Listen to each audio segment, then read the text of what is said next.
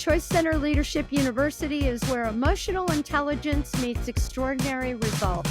Founded in 1998 in Las Vegas, ChoiceCenter has empowered thousands of people around the world to unlock their full potential through experiential trainings and coaching. Here on EQU, we dive into the inspiring stories and transformative journeys from both famous faces and everyday heroes. Graduates who have harnessed emotional intelligence to have transformed their lives in ways that are nothing short of remarkable. From skyrocketing their careers to deepening relationships, balancing creative pursuits with focusing on health, finances, and family. Our guests share the real-world impact of EQ on living a life you author and love. Get ready to be inspired, challenged, and equipped with insights that can serve you to create radical results in your own life. If you're ready to dream, declare, and deliver, let EQU show you what's possible.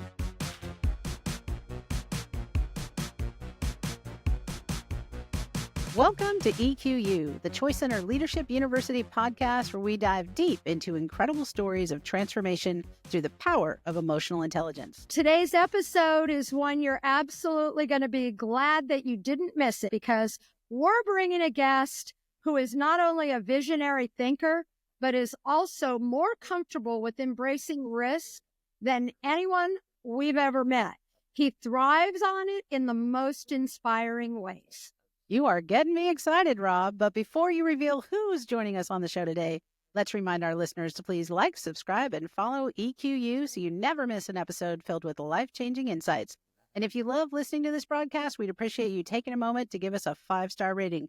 It helps us reach more people and spread the transformational power of EQ. Okay, our guest today is a legend. He's a household name in the poker world with 7 World Series of Poker bracelets, 2 World Poker Tour titles, and a place in the Poker Hall of Fame. He got that first time eligible.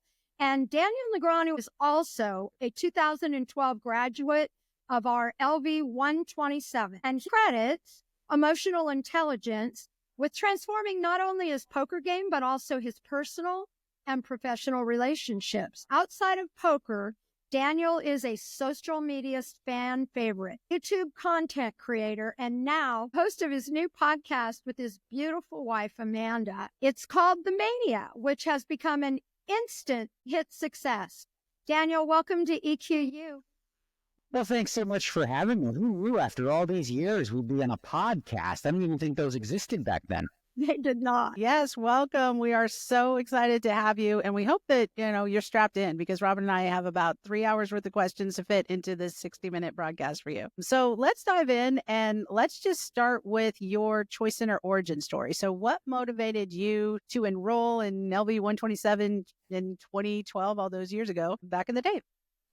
Yeah, so, when I was approached with it, I'd never heard of it. I didn't really know what it was. And I was actually on the golf course with my agent, who's a very close friend named Brian. And Brian is, as far as I was concerned, he's like the role model dad, good-looking dude, lawyer, beautiful wife, beautiful 3 boys. They're all like in good shape and they're good kids. So he was going through it. I think he was in the leadership portion. I don't remember exactly when. But he just kind of mentioned it to me. He's like, this thing might be cool for you. For me, luckily, my trust level with him is like a 10. If he says it's worthwhile, then I'm like, okay, I'll give it a shot. Because the way that I looked at things was I looked at ROI on something, and I was like, all right, what's my worst case scenario? I don't get much out of it. It's boring. It's dumb. I don't need it. Fine. What's my best case scenario? Well, what I actually saw as my best case scenario and the reality of it were 2 totally different things, because I was living small. I wasn't living and thinking as big as I could. And at that time, I was still among the best players in the world, if you will, but sort of in a stagnant place. And I thought, maybe I can get some motivation to work out. Like I said, very simplistic, almost vain personal goals that grew into something much bigger as I realized the juice, the real value in life was actually doing for others and using my platform to make positive change and so many things along those lines. What were a couple of the biggest aha transformational moments that you experienced in discovery and breakthrough? What did you learn about yourself that surprised you, Daniel? Well, here's the thing. I always saw myself as somebody who's a goal setter.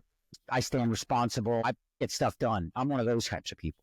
That I know that especially within relationship, I was an absolute victim to the circumstance of, this girl that I fell in love with. And, things happened. And I had the story of all the things she did wrong or all the reasons. And, she was evil and I was good. And when I had the opportunity going through the course to sort of reshape that conversation and see it with a different eye, it woke me up to a blind spot that allowed me, oddly enough, many years later, to find that same girl. And I kept the ring that I was going to give her back then. And I kept it in my safe. And she came back into my life around 2019. And now the difference was I was mentally prepared to be her rock.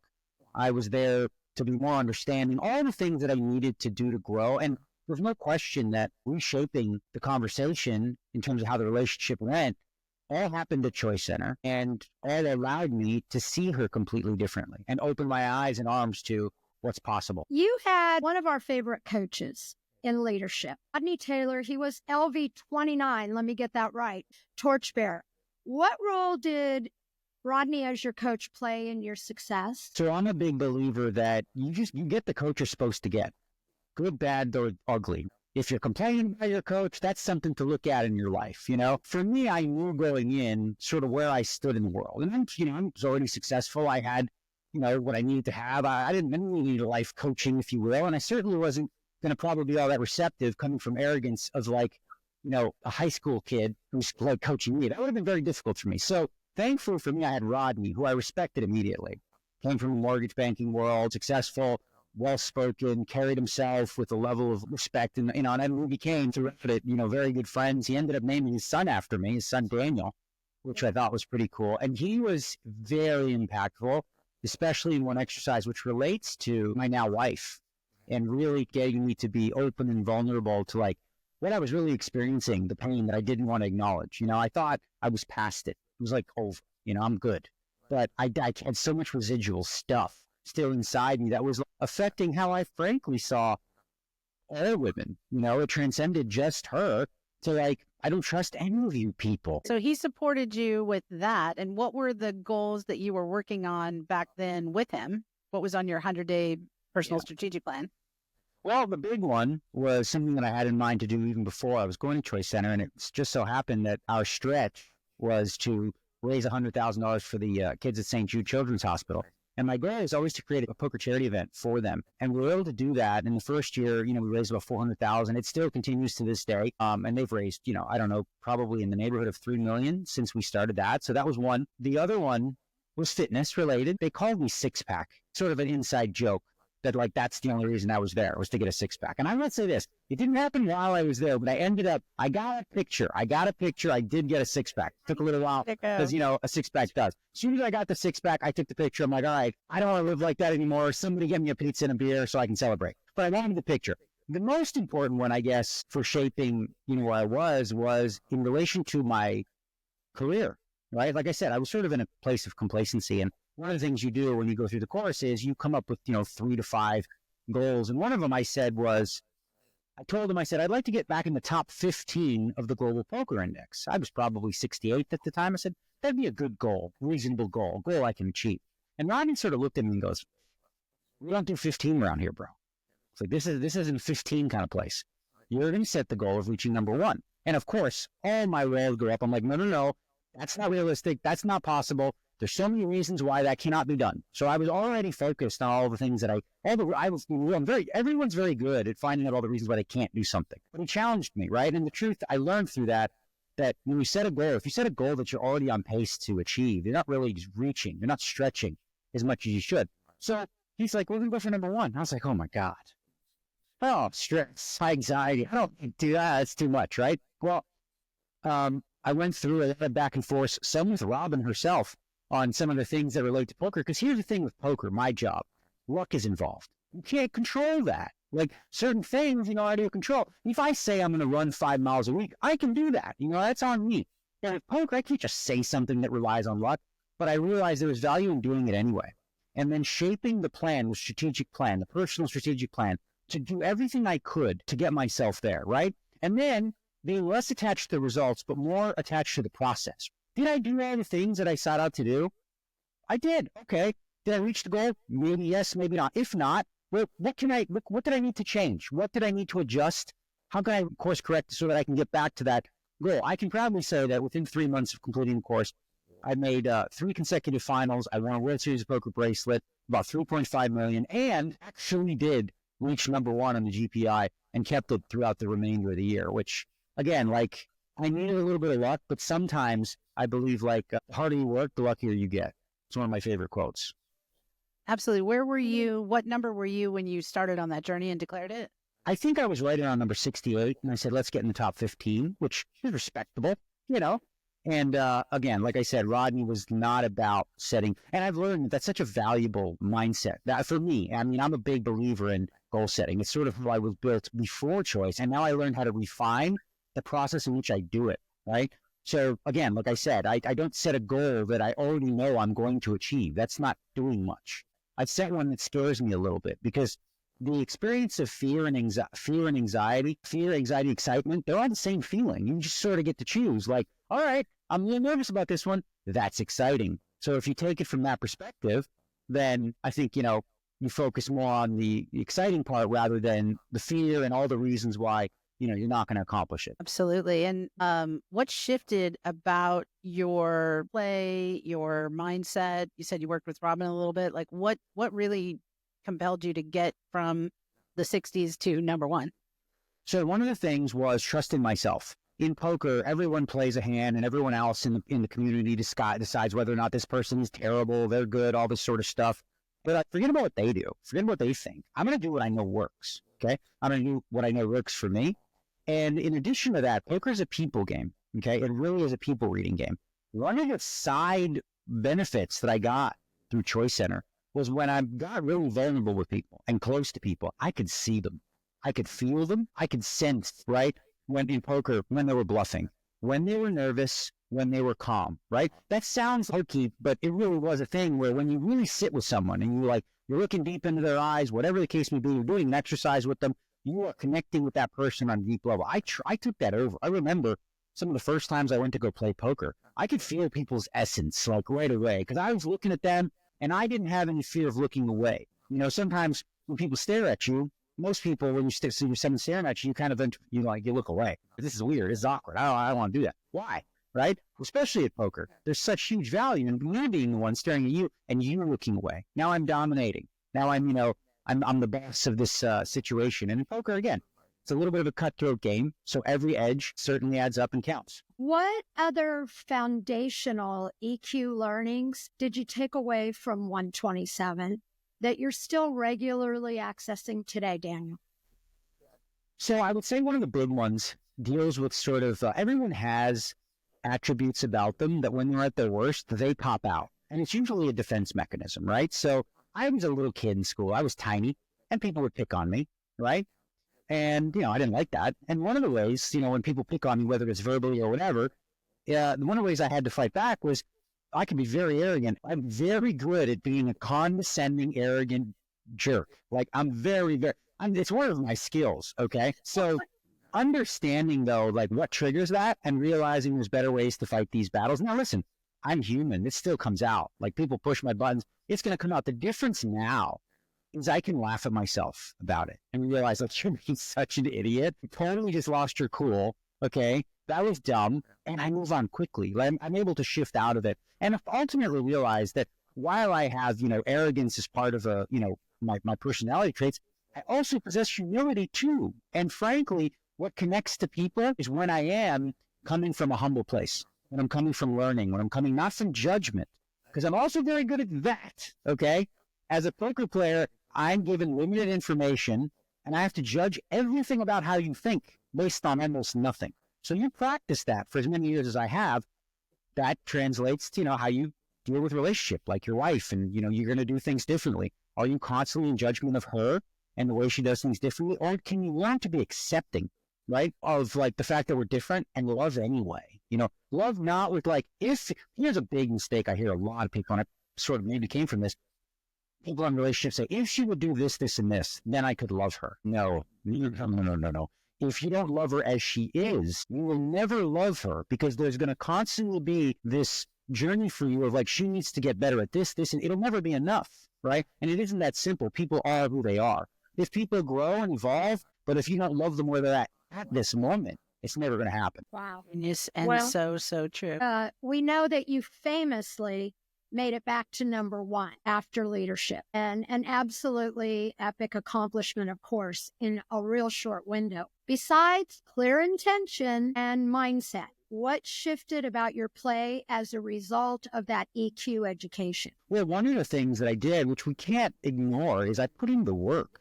I came up with a plan. What am I doing here? I'm playing at a high level against similar opponents. I need to know what they're doing. I need to spend the time to study. I need to study my opponents. I need to study theory. I need to practice. I need to put in the work, right? So it's one thing to have this idea, whatever you call it, the secret manifestation. I'm going to manifest. I'm going to have a Lamborghini and a beautiful life and this and this. And then you sit on the couch with a bag of Cheetos and you're like, this thing doesn't work, right? The way I saw Choice Center, or the way I see it, and when I have people attend, is it's essentially the gym for your mind, right? When you buy a gym membership for lifetime or wherever you go, you buy the membership, you pay for it, right? You don't get muscles just for buying it. You have to go in and use the machines. You have to use the weights. You have to do all those things. Choice Center offers an opportunity to stretch yourself in a lot of different ways. But if you don't do the work, you're not going to get anything out of it. I'm just going to tell you that right now. You just sit in the corner and you're like, look, I'm perfect. Okay, if you're perfect, then why are you here, right? But let's get real. Let's get down brass tacks and talk about, what the real truth is. So, so for me, just foundationally, I think understanding just the value of the resources that I was given and utilizing them to, the best of my ability. Yeah, a lot of people ask if this learning is sustainable. It's one of the questions we get a lot.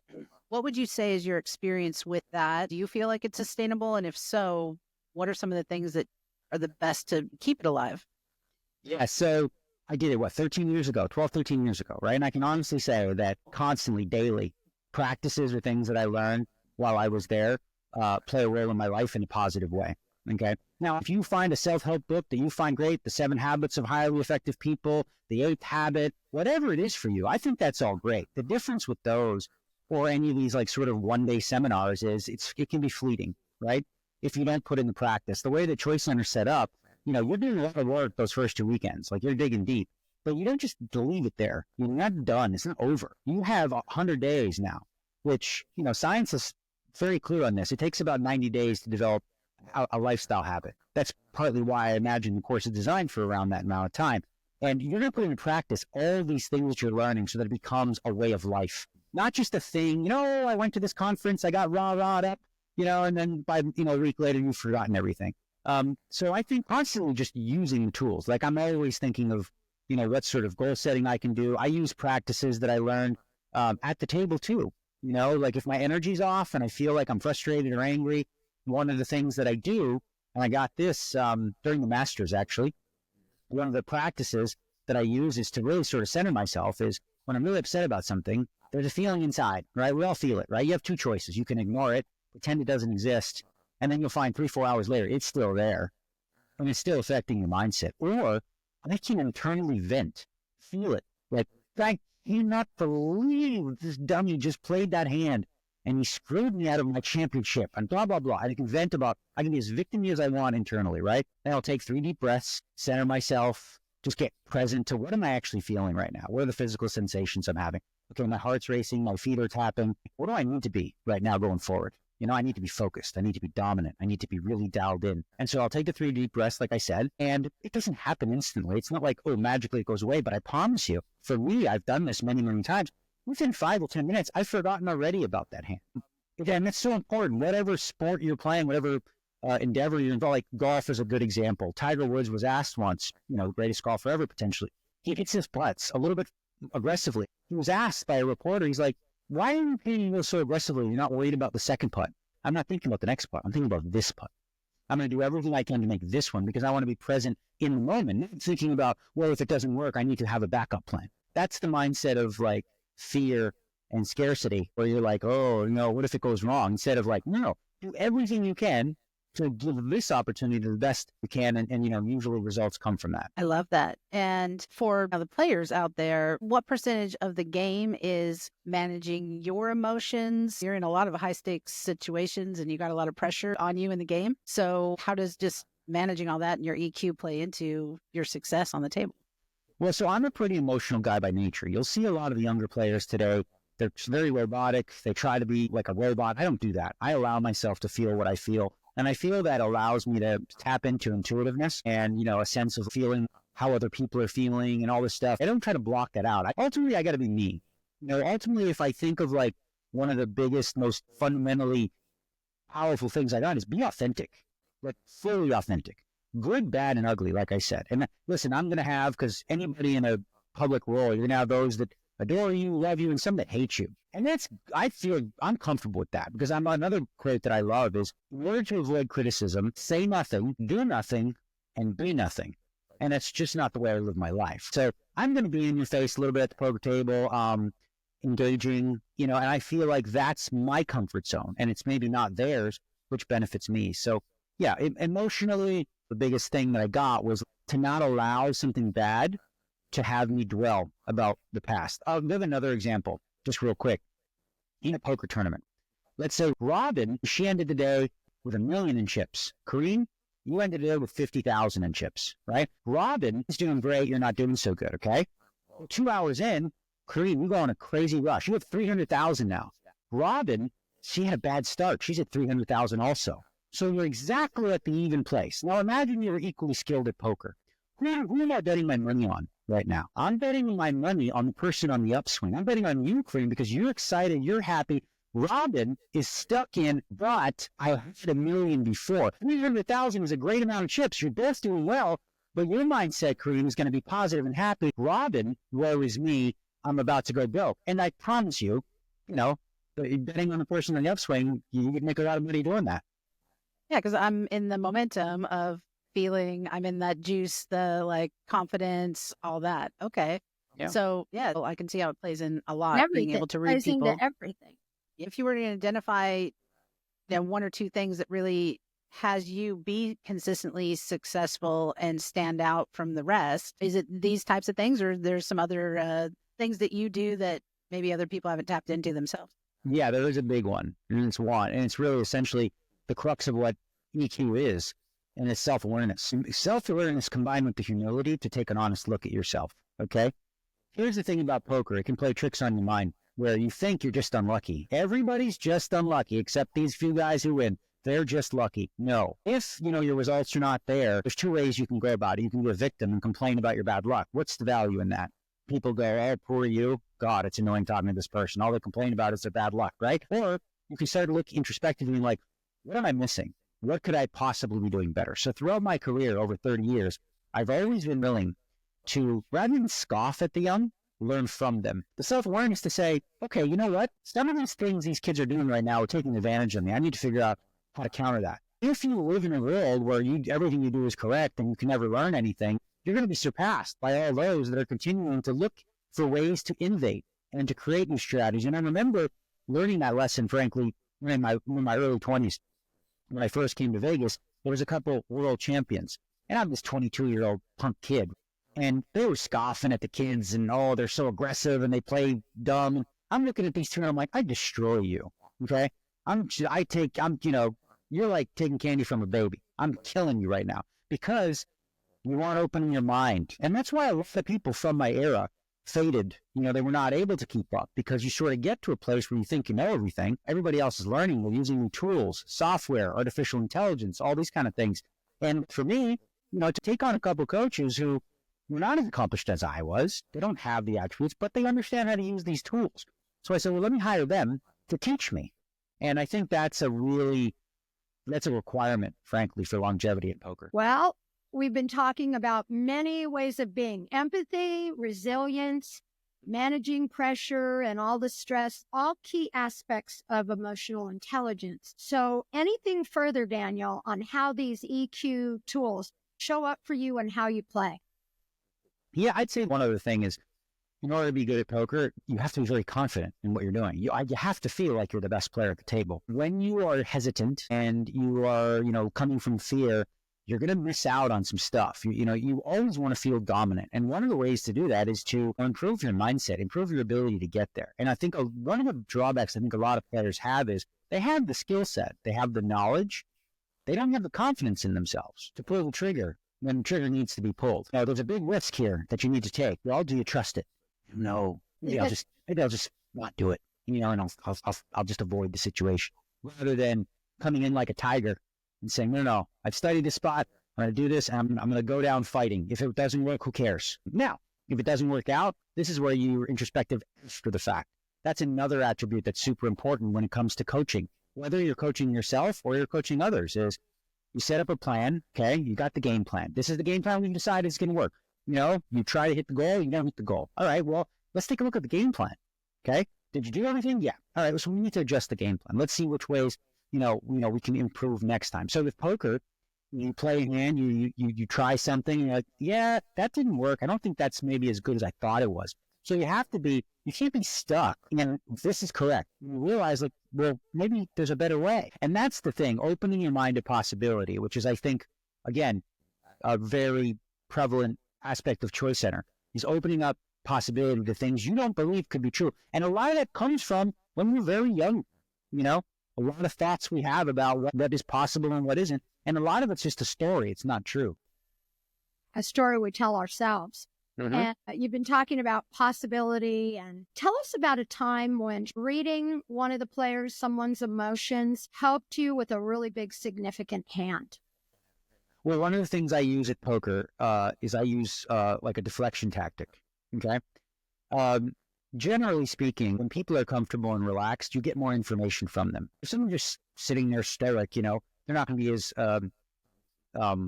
expressive. All I tend to do is I might get myself in a situation where the person's sitting over here. I won't be looking at them, but I will be. I see them at the corner of my eye. I start talking to the dealer. And I'm like, why do I do this to myself? That was so dumb. I should have not even called the hand. But now I'm here, and I'm looking over there to get a reaction. And I see a giggle, and I see a laugh. Okay? Then I turn, I say, you know what? What if he only has that? That smile goes to, oh. Finally, he realizes he could be in some trouble. And that was enough for me in the moment. And I have a lot of tricks like that. Not all in my life I've learned at Choice Center specifically, but just in general, the ability to read people or empathize with people is something that is a skill that sharpens throughout the whole process. You were saying that some of those things stem from your childhood. What did you learn in the training that the 9 or 12-year-old version of Daniel was still running the operating system? I think we all have some self-limiting beliefs, and mine kind of it's so silly, really, because like I said, I was small. I was the shortest kid in my school. My brother was 6 foot in the 6th grade, 6'3", something. My father was tall. Mother, on the shorter side. And my dad, he was an electrician. He could build anything. And my brother was like that too. They could do things with their hands.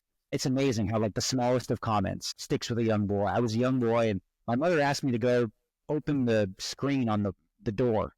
And I was screwing around with it and couldn't get it. And she's like, oh, you're all thumbs. You can't do anything with your hands. Something silly like that, right? Well, to this day, it stuck with me that, if I needed to put together a cabinet or something, I can't do that. Of course I can do that. I'm an intelligent human being. I can put things together, but it's kind of funny when you see my wife, she's 5 foot and 100 pounds, and we got her with the wrench and the tools and stuff, and she's underneath the thing fixing it, and I'm there burp, burp, But yeah, I realized that was, something that was just a story that I told myself, and, it came from something as small as a comment that my mother made, and I guess an insecurity in general about, my strength as a male. Can I do that man stuff, if you will? Love that. We all have those silly things that follow us. Yeah. Daniel, when you won your 7th bracelet this summer, I was there for quite a few hours. I didn't get to stay till that final moment. You went pretty late. I remember you got very emotional the first time I saw the play. What were you experiencing in that tournament, and what was all that emotion about? I remember you holding that bracelet, and your face. You and I have been friends a long time now. It was significant emotion. It was a couple of things, right? First of all, for those that don't know, this was the Poker Players Championship. This is the one tournament I would have wanted to win over any other except maybe the main event. So, and it's a grueling tournament. You're playing for 5 days against pretty much only professionals, top pros, 14 hours every day, grinding, showering maybe, and just blood, sweat, and tears. And every decision, especially late, is so crucial and so impactful. Your brain is going through so many things, and it's very taxing, And I remember, as I got to heads up, and I realized this is going to happen. I'm going to win. Looking at the crowd, because I'm a lone wolf. I generally travel on my own. I don't bring friends and family to stuff. I do my thing. I get it done. But this moment was special, partly because, you were there for a while, as you said, Robin. But the crowd, there was a huge crowd, of people that were all rooting for me. And there was one in particular who was there rooting for me, who hadn't been given an opportunity to see me at a fountain. It was my wife, who had a rough year and a half, 2 years of poker, and it was tough. I was just unlucky. And it is what it is, because that'll happen too. And she had to go through it too, emotionally and physically and all those things. So to share with her, that probably put me over the top, and just to see the positive feedback. Because like I said, listen, sure, I'm human. It's nice to have people support you. Sometimes haters can be annoying too.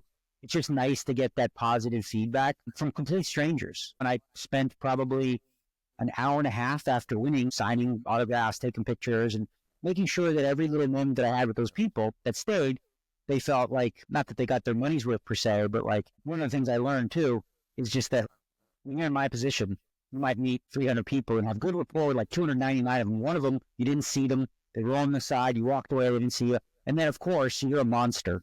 And they write on the internet how, oh, my God, he's a jerk. He didn't say hi to me. So I make it a point to try to make sure that I do the best I can to make each person I meet feel special in that quick moment. I think that's one of your amazing strengths. You make everybody feel special. I've been at a lot of games with you, wins and losses, and you just have that energy about you, like I care about everybody here.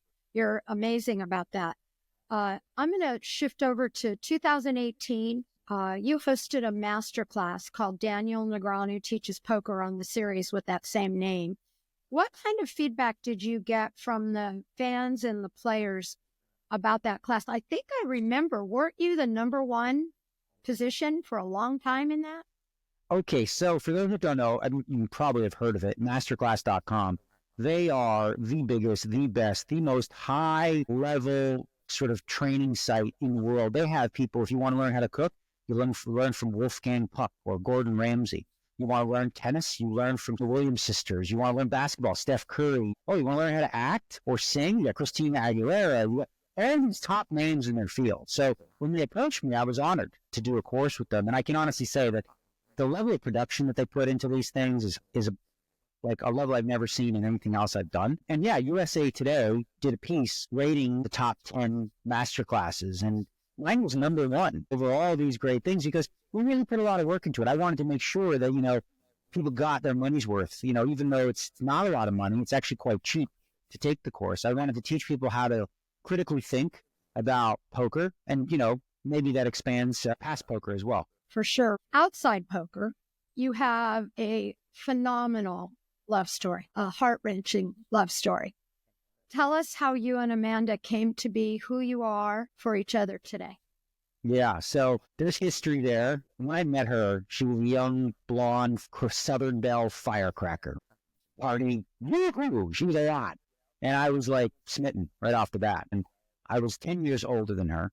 And at a different stage in my life, I'm like, all right, I'm ready. Let's do the marriage and kids things. She was not. She's 21. Living in Hollywood, living in life in the fast lane, and I offered a stable picket fence type life that she wasn't ready, to take on. So things didn't work out. I even bought a ring. I never gave it to her, but I bought a ring, as I mentioned, and we went our separate ways. But it stung, because I really felt like she was the one. She lived her life. She was engaged. She moved back to North Carolina. I lived with someone for 4 years. We sort of went our separate ways, but we still once in a while sort of said, hello, how you been? We kept in touch here and there. And luckily, she came back in 2019 to host a poker show because that's what she was into. She interviews, does radio, TV. She actually went to North Carolina and she was doing the morning show there. She came back and I was like, all right, well, I didn't expect anything. I was like, let's just have some fun maybe. I don't know.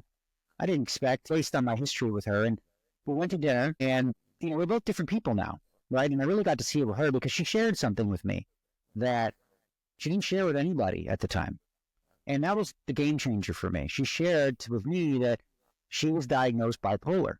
And then it all made sense. A lot of the ways in which she was being, the highs, the lows, the depression, the crazy mania, all that sort of stuff. which oddly enough is where Mania podcast comes from, is, her manic episodes. And like, I started to see her differently, in a vulnerable way. And, I sort of realized, someone mentioned this to me, like things I did when I was being coached by Rodney was I sort of did a write-up of what my dream girl was. What does she look like? What does she do? Just kind of fantasize, imagine. So much of that woman was her. So I'm searching for someone like her rather than just being like, okay, maybe you should choose her. And so I think, frankly, if we didn't have that conversation, and again, this is what sort of proves that vulnerability is the power that binds us.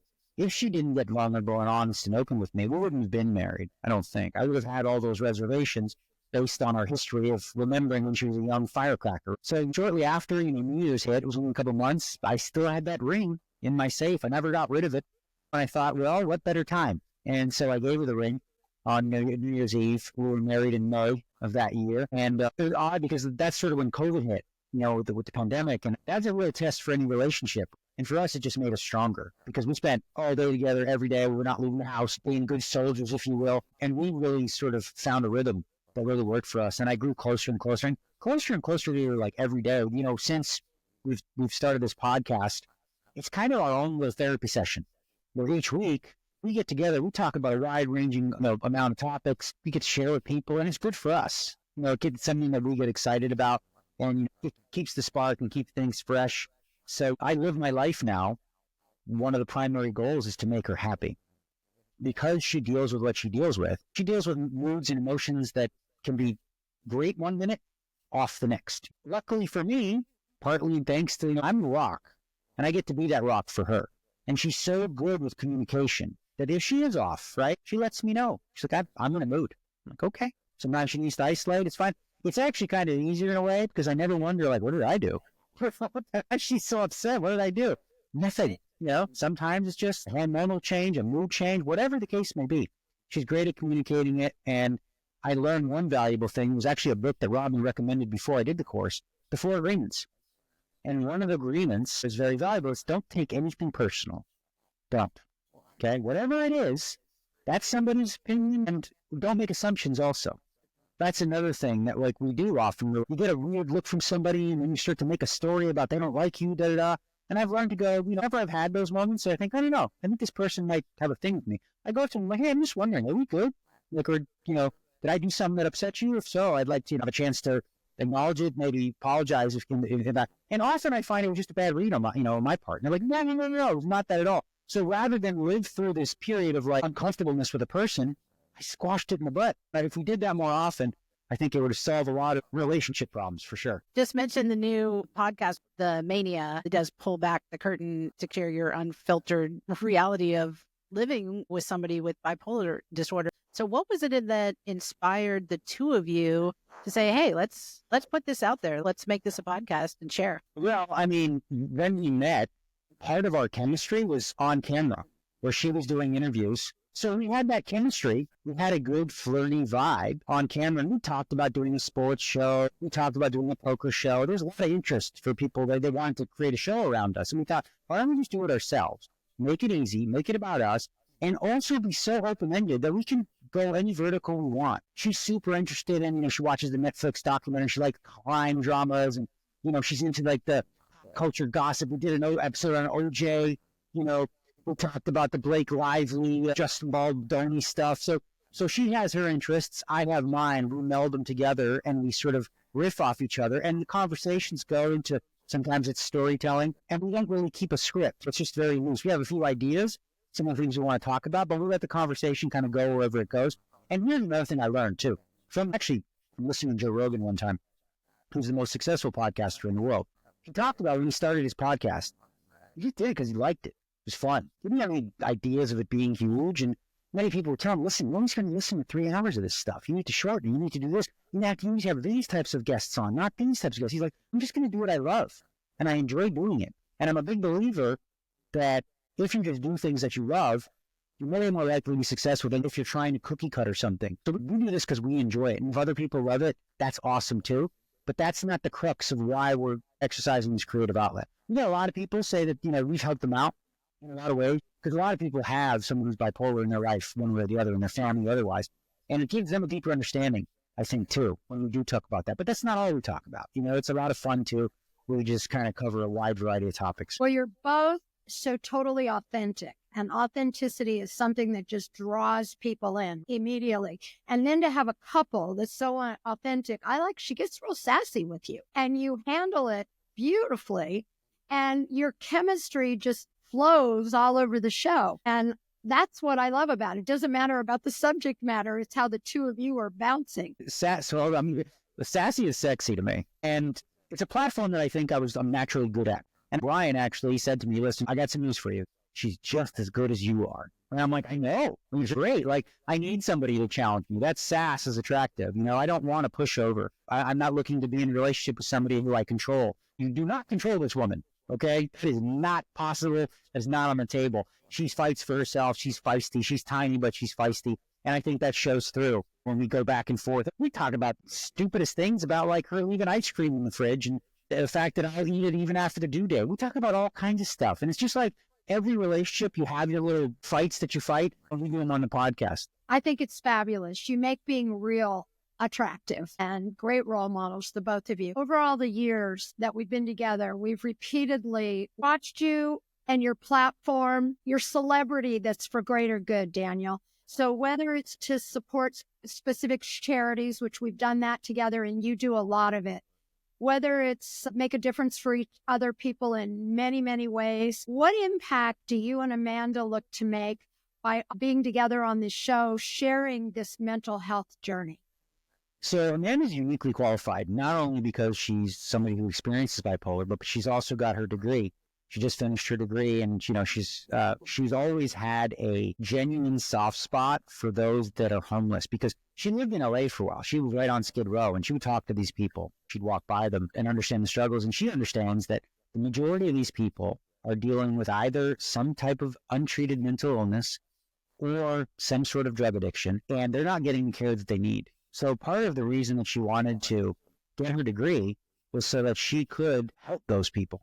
Not for money, free of charge, if you will. So that's one way. We're obviously currently in the process of trying to have a child of our own. And I imagine instill a lot of the values that we both have into a child and sort of complete the family unit, if you will. But I think for her, she's very empathetic. She wants to help people. And ultimately, too, it's raise awareness about the stigma, right?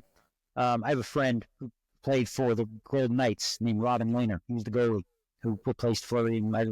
He's also bipolar. And he said in an interview, he's like, I wish I didn't tell anyone, because he was judged for it. He wasn't able to get the contracts, even though his numbers, his statistics were better than other goalies that were signing 5, 6, 7 year deals. He'd get 1 year. Nobody really wanted to put a lot of faith or trust into him because of what he dealt with. And I mentioned it too. She didn't really want to share that because people ultimately judge. Like, oh, they're crazy. I'm like, okay, who is it? Oh, a little crazy sometimes, And so I think normalizing to a certain degree those that have this sort of thing and really understanding how to be with them. The hardest thing to do, I think, with somebody who's bipolar is if you take things personal, you're going to be disappointed quite often. Because there are times when a bipolar person just needs to be alone. You text them. They don't text you back. They might not text you back for a week, 2, a month, or whatever. They're going through their stuff. You just need to be understanding, loving, and realize it's not about you. It's not about you, man. They're dealing with their own stuff. When they're ready, they'll come out of their shell. That old mission of focus out. That's what you're saying.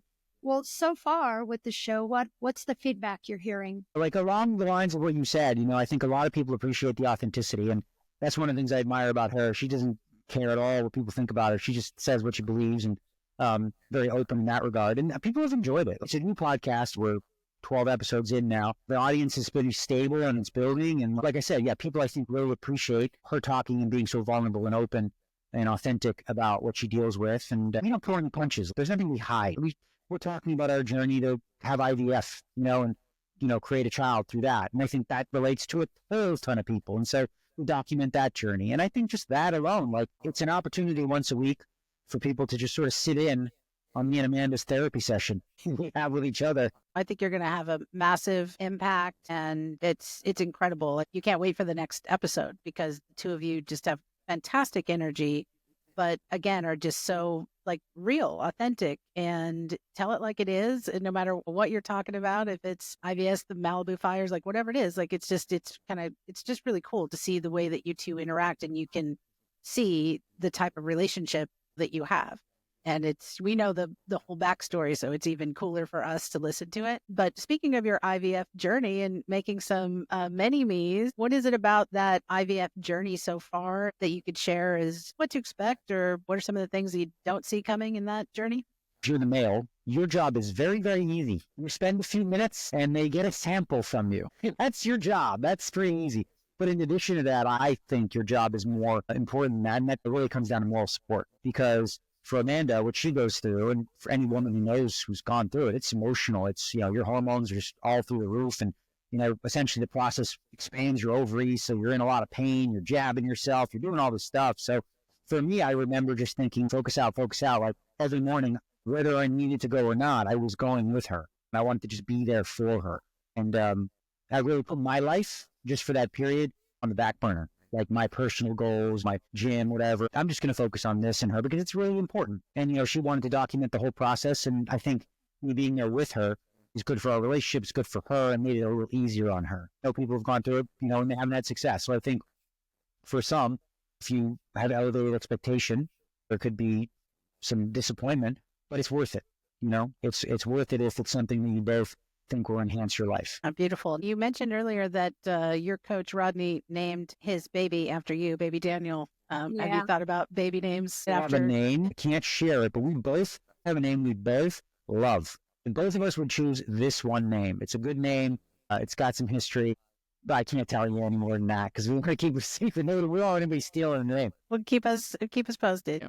Yeah. You've been great today about sharing like your love life in your, journey through choice. Did you find that, EQ had an impact on any of your other family relationships or friendships? One really big one. Like, I sort of shared earlier on the podcast that one of the places I come from is Judgement. And one of the people that I judged was my brother. Big, strong, 6'3", 220 guy. And I focused so much on all the things that were different about him than me, things that I saw as less than, all the negatives, right? And it's amazing because I sort of reshaped that relationship and realized, you know what? A lot of people say, I'll take a bullet for you. It's just lip service for the vast majority of people.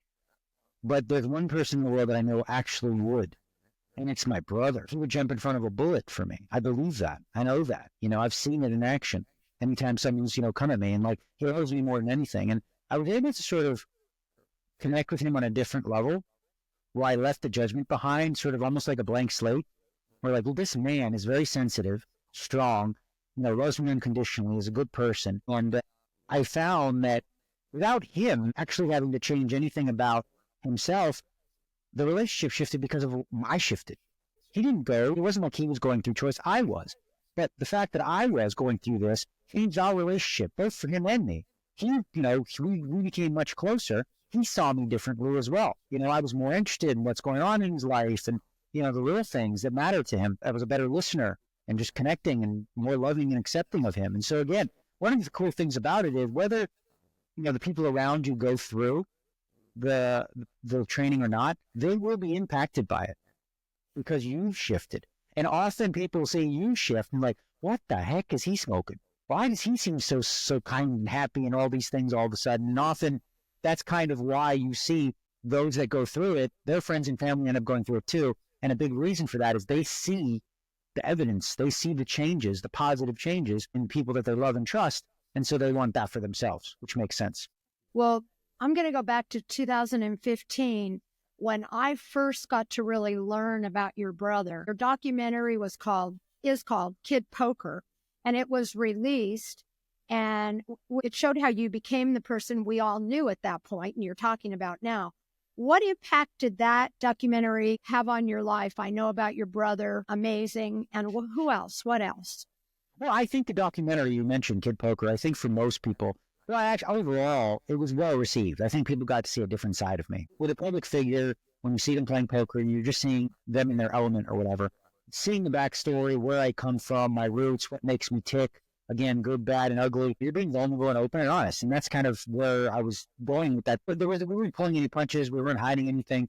And I think, again, people generally appreciate that. So it was very, very, very well received. You know, it originally aired on Netflix for a few years, and I believe it's on Vimeo or YouTube now.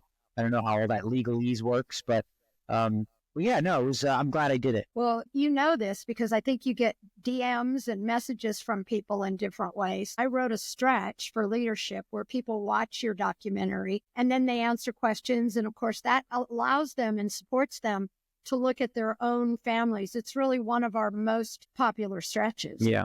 I think one of the things that speaks to people is when you see it, I'm sharing, and they do a good job with the illustration and the cinematography of it, is share like the early part of my career was a failure, followed by another failure and another failure. And it was constant failure, frankly. Failure, rebuild. Failure, reassess. Failure, regroup. Having that sort of fight in me, you know, that I was going to get it right. And I was trying on new things and I was trying to improve upon, you know, my skill set, if you will. And I needed to go through that. And some of the most successful people in the world are that because they failed a whole bunch of times, but they kept on going until they got one right. Most people are so afraid to fail, they don't give themselves a chance to succeed. Incredible, incredible. So we have a segment that as we come into the final minutes of the show, we call the EQ Quickfire, where we fire a bunch of questions at you. Are you ready to play the EQ Quickfire? Oh boy, let's go. I love games. If we were to have visited your bedroom as a kid, what would we have found on your walls around the room?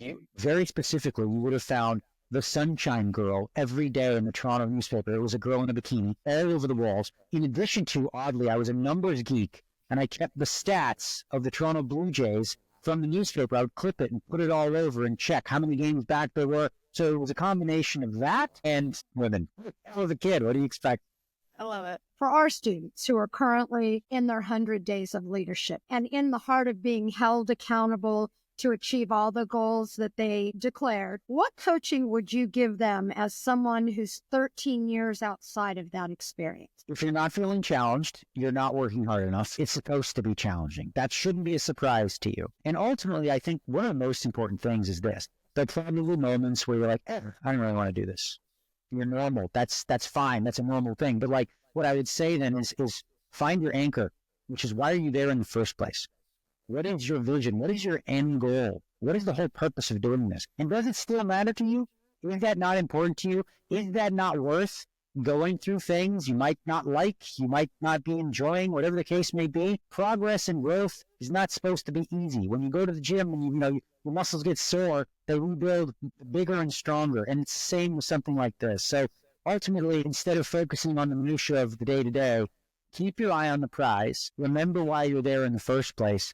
And keep your eye on the prize, yeah. You mentor a lot of people in poker. For the poker fans who might be listening, what's the biggest mistake people make at the table? What should they be working on? Well, again, it depends on the level, skill set wise, but I think, no, you want to focus on the process. I'll give you an easy example. You have a 2 and a 7. That's the worst hand you can get. And then the next cards come out 7, 7, 2. And someone says, oh, man, I should have played. Do you really think you should have played a 7 and a 2? I think that's a good winning strategy because it won this one time. Wake up. No, focus on the process rather than the results. What is a book or a podcast, either one, that inspires you in some way about the way you live your life? The question about it, it's the book that you recommended to me. It's a very simple read. You can read this in a day. It's like 140 pages. It's The 4 Agreements by Don Miguel Ruiz. 4 simple agreements. Number 1, be impeccable with your word to yourself and to others. These are four ideas of like how to live a good life. Imagine you lived a life, right, where everything you said you were going to do, that you wanted to do, you did. That's pretty powerful. You're going to live a life of purpose and you're going to be on the ball. And again, that's to other people and to yourself. Whether it's as simple as saying, I'm going to be somewhere at 7 p.m. If you're there at 7:05, you're late. You didn't keep your word. So even at a minuscule level, keeping your word in every situation, and you're going to screw up. Sometimes you don't beat yourself up because that's number 4. Number 2, don't take anything personal. Just whatever people say, that's their opinion of you. It's not fact, it's not real. 3rd is don't make assumptions. We talked about that. And number 4, this one ties it all together. It's do your best. You say you're going to do all these 3 things. You're going to screw up all 3 of those. As long as you're constantly doing your best. Let's say, for example, you're being impeccable with your word. You say, I'm going to run 10 miles every week. Okay? Well, you break your leg. do your best, understand that, okay, I have a broken leg. Maybe I'll do something else with my arms or whatever the case may be. It's not an opportunity to go roll with me. It's an opportunity to adjust, right? But just do your best. And if you're always focused on doing your best with all those three things, keeping them in mind, I think it's the recipe. It's so simple. It's so simple, but it's a recipe for success in life. Every person that we've talked to, and none of these have come out yet, we've just been banking them and we're about to release them all, has said that that's their number one book. How crazy is that? It's the simplicity, I think. Most people don't want like a Bible-length book on how to live their life. It's a lot to take in, where it's like just simple principles, basic principles that you can extrapolate from and take however you want. But I think that's easily digestible, especially in today's society where a lot of us have short attention spans. This book is just like, boom, simple. Yeah, never, ever lose track of that book. Interesting enough, Don Miguel released that book during LV1, the very first course, and we got to have it. It had come out. It was our first reading assignment, and it's become the classic number one. And then Don Miguel had a car accident right about then, and he was recovering here in Vegas, and we have a mutual friend. And I wanted him to come and talk to our teenagers, our teens. And a friend gave me the phone number and asked him permission. And I called him and he said, meet me for lunch tomorrow.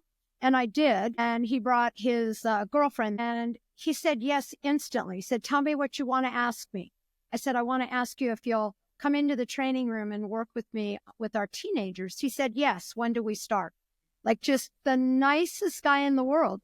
And because he was in recovery, he stayed around for a long time and he came to a lot of events and signed a lot of books, signed his name a lot for a lot of graduates. So I love the sustainability of what he's done. One more question from me, Daniel. What do you think is the most misunderstood about poker professionals? And maybe specifically start with yourself. So when you think of poker, people associate that with gambling. What is gambling? Okay, let's define what gambling is. And you'll realize that you're all gambling in different ways. The most obvious analogy, you play the stock market. What are you doing? You're betting on certain stocks to go up and others will go down. You open up a restaurant. You think you've got food people are going to pay for. You'll be able to make a living. So you take the risk. You open this place. You don't know if it's going to work. You get married. So every choice you make really is a risk. And poker is no different than that. And I think the misconception is that, we're just these wild, crazy gamblers, when in reality, very logical thinkers, probability-based, much like you would dissect the market. That's what we're doing. We're looking for the edges. We're looking for the positive EV, we call it, which is expected value. So it's a very analytical game. And I think a lot of people always ask this question, you say, well, how much did you win? So they will, let me say, but how much do you lose? I'm like, well, where do you think I got the money to lose in the first place? Good point.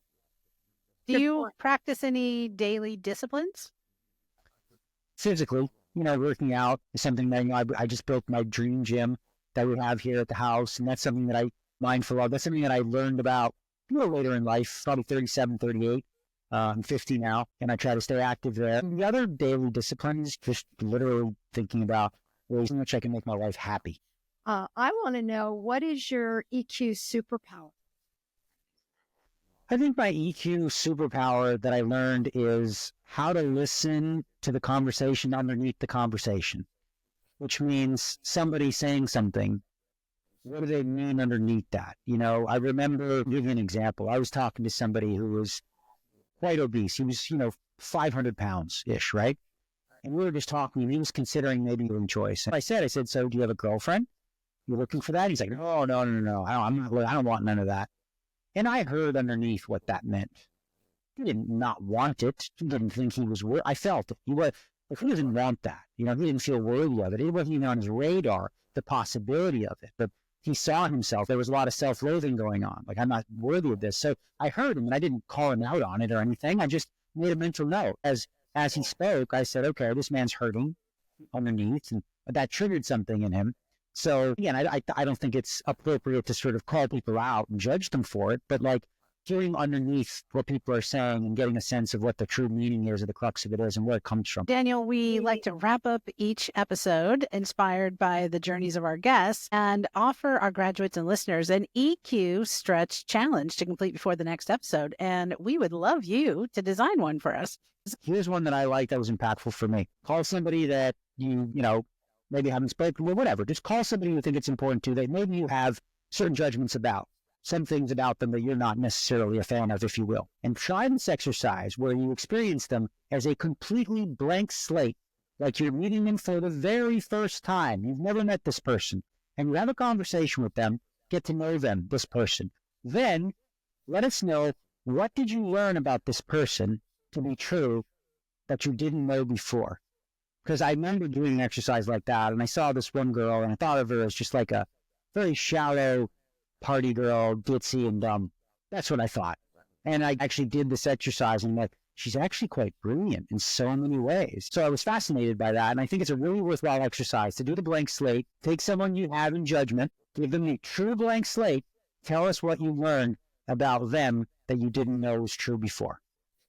I love it. The stretches are so much fun and so valuable. Is there anything that you want to share with our graduates that we didn't get into in this episode? And go ahead. I'll just give you that. Yeah, I would say this. I think something that comes up for a lot of people is the self-judgment of, I'm not experiencing what others are experiencing. I feel like everyone's happy. I'm not happy. And that's okay. You don't want to beat yourself up and go with the flow to the point where you know, if whatever your experience is yours, it's unique to you. And that's one of the cool things about going through it. Everyone has different responses to different exercises. That's why there's so many different types. And I don't want you to ever get in this place where you feel like you're doing it wrong, that something's broken about you because you're being left behind. And I think there's a lot of courage.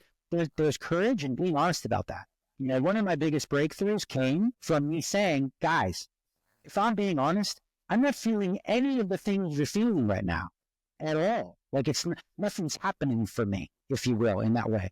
And that was literally the breakthrough moment, me taking responsibility for it, rather than just going with the flow and being like, all right, you know, go through the motions. Take the initiative and understand that, like, you're not alone for your experience. It's the experience you're supposed to be having, and it's okay. And even this, in addition to that, for graduates that have gone through it and maybe, you know, have left it and had bad days and bad moments and found themselves going back into old habits, that's okay. Because guess what?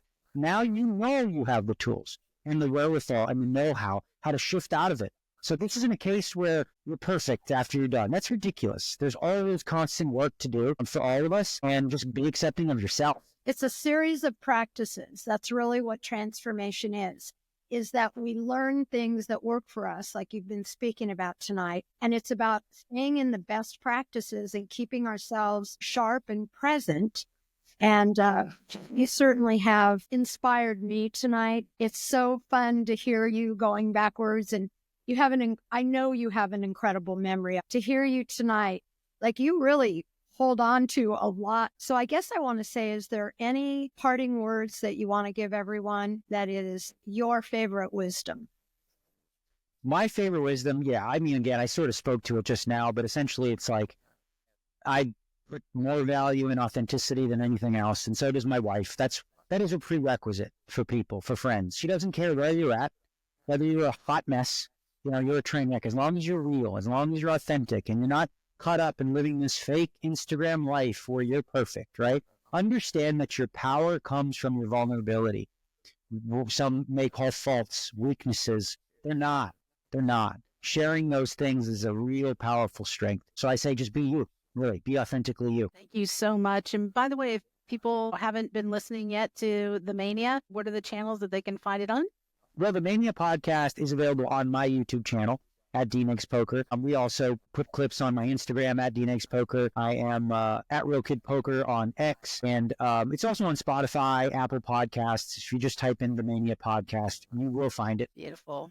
Well, thank you again. You're always inspiring. Always appreciate you sharing your wisdom and all you do to keep transformation alive. We can't wait to have you on here again someday. It's a pleasure as always. We can't wait to hear about baby Negs. We're working on it. Yes. Thank you, Daniel. You got it. New episodes of EQU release every Tuesday on Apple Podcasts, Spotify, YouTube, Podbean, and ChoiceCenter.com. See you next week.